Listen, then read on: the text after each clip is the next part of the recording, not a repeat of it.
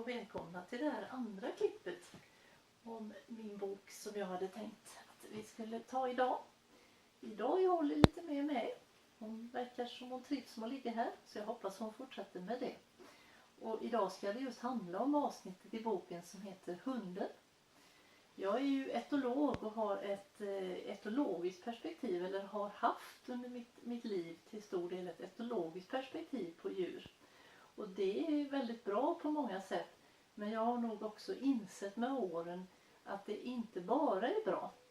Och det som jag framförallt tycker att det saknas i det etologiska perspektivet, det är att man inte kan vara så objektivt observerande. För att se djur, att se och verkligen känna med djur, det kräver en annan blick än den här objektivt observerande. Det kräver empati. Och tyvärr så blir det många gånger så att etologin jobbar tvärt emot empati på det sättet. Så det är en lite negativ sak som jag har upplevt och som jag pratar en del om i boken. Det har också gjort att jag har vänt mig mer och mer och tittat på andra vetenskaper och funnit att det finns väldigt mycket spännande som man kan hitta om man tittar på vetenskaper som sociologi, filosofi, ett biopolitiskt perspektiv och många fler. Psykologi naturligtvis, som alltid har varit ett stort intresseområde för mig. Och då handlar det mycket om att vi kan förstå hunden och hundägaren tillsammans. Och vi kan förstå hundens roll i samhället.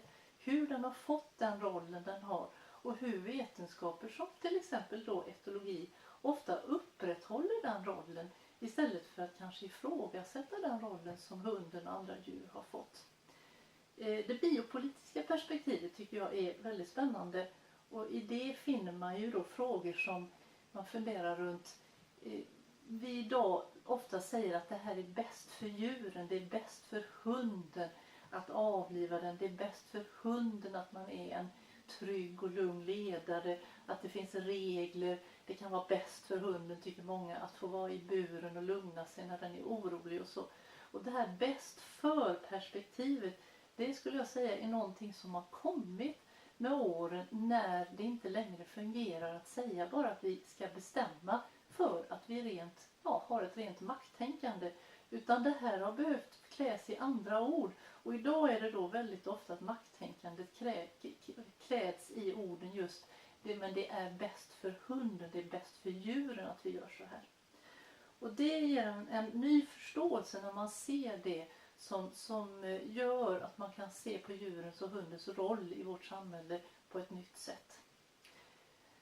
Holly har sen hjälpt mig väldigt mycket med att rent konkret förstå mitt eget beteende. För jag har tyckt att jag i många år har varit väldigt medveten om allt sånt här med dominans och ledarskap och zonförsvar och att inte gå i det klassiska sättet att se på hundar.